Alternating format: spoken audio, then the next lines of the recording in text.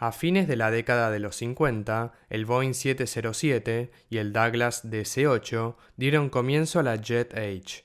El modelo de Havilland Comet estaba recuperándose de sus problemas de diseño iniciales. La última variante, el Comet 4, había entrado en servicio hacía poco. Los británicos también estaban ocupados en el desarrollo del Vickers BC-10 y dando los primeros pasos en la concepción del Concorde. Detrás de la cortina de hierro, los soviéticos estaban con sus propios proyectos para asegurar un buen futuro para su aviación civil. El gran tamaño del país hacía evidente la necesidad de vuelos de larga distancia. En su momento, el primer y único avión para vuelos de larga distancia era el Tupolev 114, una aeronave bastante particular pero llamativa, desarrollada a partir del bombardero Tu-95 Bear, del cual ya tenemos un video en el canal.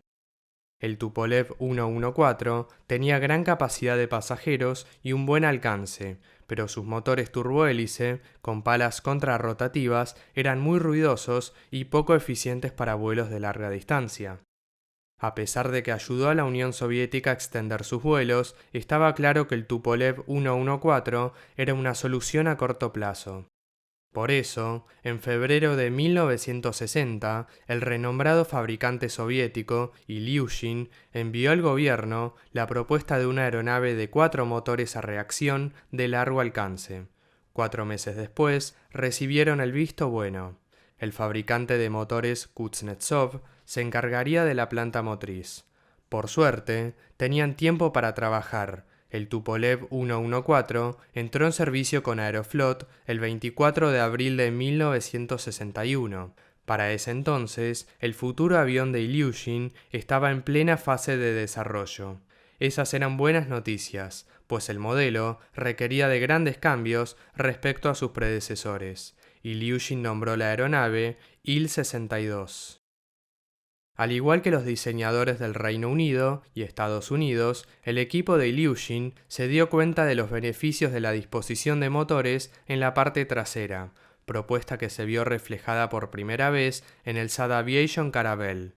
Puesto que el Il-62 tendría que ser capaz de aterrizar y despegar en pistas cortas y en mal estado, alejar los motores del suelo lo más posible era la opción más segura. Por eso, decidieron poner 2 pares de motores en la parte trasera unidos al fuselaje. Con esta solución en sus manos, el Il-62 terminaría heredando la misma disposición particular del Vickers BC-10 que había realizado su primer vuelo el 29 de junio de 1962. De hecho, estas serían las únicas 2 aeronaves comerciales en la historia en tener esta disposición. El Il-62 realizó su primer vuelo el 3 de enero de 1963. A continuación, siguió un periodo de pruebas que se extendería durante 4 largos años. En el proceso, se tuvieron que hacer varias modificaciones y, más que nada, esperar a los motores que no estaban listos. Mientras tanto, las pruebas se realizaron con los motores Lyulka AL7. Eran buenos motores, pero para una aeronave del tamaño del Il-62, la relación peso-potencia era muy desfavorable. Durante una de las pruebas, uno de los prototipos no pudo elevarse al intentar despegar y se estrelló. El prototipo con los motores NK8 voló por primera vez en 1964. Finalmente, el 15 de septiembre de 1967, el Il-62 llevó pasajeros por primera vez con Aeroflot. La Unión Soviética oficialmente tenía su primer avión a reacción de largo alcance. Ahora veamos de qué tipo de aeronave estamos hablando. El Ilyushin 62 es un avión de largo alcance de un solo pasillo con 4 motores. Tenía una longitud de 53 metros, 43,2 metros de punta a punta de ala y una altura de 12,3 metros. En su momento, gozó del título de ser la aeronave más grande del mundo. Tenía un peso máximo de despegue de 161 toneladas. Estaba dotado de 4 motores Kuznetsov NK8. Cada uno producía 21.000 libras de empuje que le permitían mantener una velocidad crucero de 850 km por hora en altitudes de hasta 12.000 metros. Hablando de los motores y su disposición, surge la pregunta de si el Il-62 era una copia del Vickers BC-10. ¿Acaso hubo espionaje industrial a la hora de desarrollar el Il-62? Lo cierto es que los requisitos para ambas aeronaves eran muy similares. Ambos tenían que transportar alrededor de 150 pasajeros a grandes distancias y ser capaces de operar en pistas poco preparadas. A su vez, ambas tenían que tener 4 motores. Eso no dejaba muchas opciones a los fabricantes. Cabe destacar que a pesar de su apariencia similar, el Il-62 era una aeronave más grande y pesada que el BC-10, el cual era un avión mucho más complejo que el Il-62. En definitiva, nunca hubo pruebas certeras sobre espionaje a la hora de desarrollar el Il-62.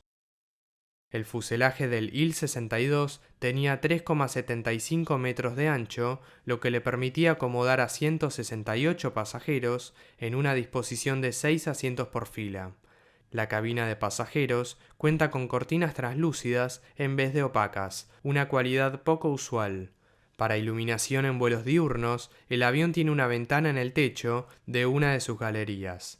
Adelante de todo, la cabina del Il-62 es una combinación de la mejor tecnología del momento junto con la simpleza y robustez de los soviéticos. Se necesitaban 5 tripulantes para volar el Il-62, 2 pilotos, un ingeniero de vuelo, un navegante y un operador de radio. Claramente el equipo de Ilyushin optó por no complicar la aviónica y sistemas en afán de reducir el número de tripulantes. Tal es así que el avión apenas cuenta con hidráulica para algunos componentes. La mayoría del control en las superficies se obtiene con cables y poleas enlazados a los controles de vuelo. De esta forma, el Il-62 es la aeronave más grande con control manual. La visibilidad en la cabina es muy buena, una cualidad distintiva de todos los aviones de Ilyushin. El diseño del ala también fue simplificado. 2 pares de flaps y 2 pares de spoilers. Para ahorrar espacio, tiempo y complejidad, el Il-62 no disponía de slats, con los flaps alcanzaba y sobraba. Las alas también cuentan con otra característica única del Il-62. En el borde de ataque de cada ala encontraremos una pronunciación con forma de pico o diente. Esta disrupción en el perfil alar sirve como generador de vórtices. Ayuda al control y maniobrabilidad a baja velocidad y elevados ángulos de ataque. Una solución ingeniosa y elegante. En el empenaje encontraremos una cola en T. Para soportar el peso de los estabilizadores, los 4 motores y evitar que el avión tumbe sobre su cola, los ingenieros de Ilyushin desarrollaron una solución simple. Agregaron una pata. Esta solución fue criticada por varios. Por ejemplo, el BC-10 no cuenta con una. Los ingenieros de Vickers tuvieron que mover toda la superficie alar y complejizar el diseño para evitar esta cualidad. En cambio, Ilyushin optó por la simpleza. Además, cuando la pata se encuentra retraída, las ruedas quedan expuestas. La intención de esto es que sirvan como amortiguador en caso de tail strike. El Il-62 era una aeronave decente para vuelos largos, requería de condiciones operativas menos exigentes. En esencia, cumplía las necesidades de Aeroflot. Pero los diseñadores de Ilyushin se dieron cuenta que se podría aprovechar aún más la aeronave. ¿El resultado? Una nueva variante, el Il-62M.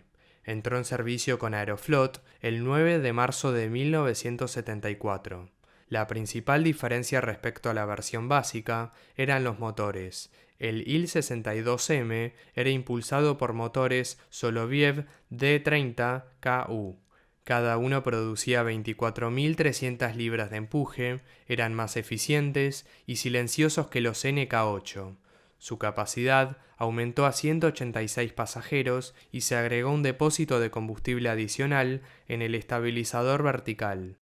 Con la capacidad adicional de combustible, los motores más eficientes, sumado a mejoras aerodinámicas en el fuselaje y las alas, le dieron al Il-62M un alcance de casi 11.000 kilómetros. Ilyushin también creó una versión carguera del mismo, el Il-62MGR. Durante sus años de auge, el Il-62 fue exportado a varios países alrededor del mundo. El primer operador extranjero fue Czech Airlines.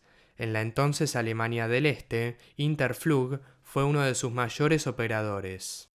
El 23 de octubre de 1989, uno de sus ejemplares realizó una demostración extraordinaria. Ese día, uno de sus Il-62 aterrizó en el aeródromo de Gollenberg, una pista de pasto de tan solo 900 metros de largo.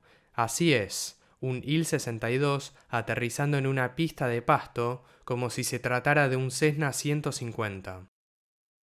Otros países influenciados por la Unión Soviética que operaron el Il-62 fueron Rumania, Polonia y Corea del Norte. En el continente africano, Libyan Arab Airlines, LAM de Mozambique y TAG Angola Airlines tenían ejemplares del Il-62 en sus flotas.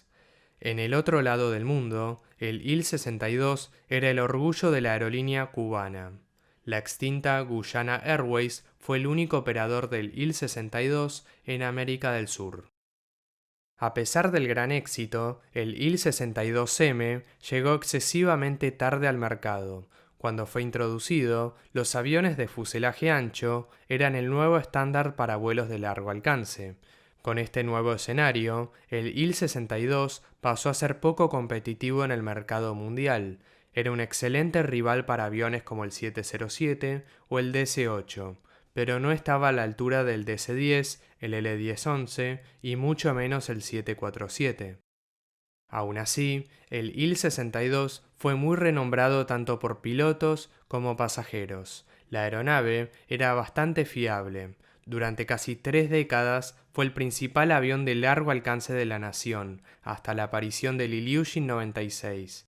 Tal es así que sirvió como el principal avión de transporte gubernamental soviético, como en la posterior Rusia capitalista. Ilyushin cumplió su tarea de darle a la Unión Soviética su primera aeronave de largo alcance a reacción, una aeronave cuya simpleza y falta de grandes pretensiones se convirtieron en su principal ventaja. El Il-62 era justo lo que se necesitaba en la época, ni más ni menos. De todas formas, el tiempo no tiene piedad con la industria aeronáutica. La producción del Il-62 finalizó en 1995. En total se fabricaron 292 ejemplares, una cifra sorprendente considerando que hablamos de una aeronave soviética. Más impresionante aún es su longevidad. A casi 30 años de que haya cesado la producción, hay menos de 10 ejemplares en servicio. Lamentablemente, tenemos que admitir que dentro de poco, ese diseño exótico y particular dejará de estar en el cielo.